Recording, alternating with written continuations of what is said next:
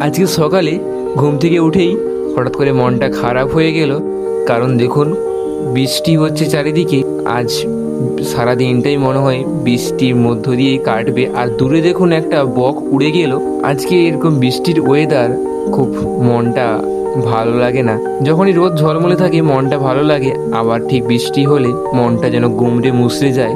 আবার শুনেছি গভীর নিম্নচাপ হয়েছে, পুজোর আগে এরকম বৃষ্টি প্রায় পুজোটাকে মাটি করে দেবে। আজ একটা দেখুন ব্লগিংয়ের জন্য নতুন জিনিস পারচেজ করলাম, দেখে বলবেন কেমন লাগছে আপনাদের এটা। আস্তে আস্তে দেখুন প্যাকেটটাকে খুলছি।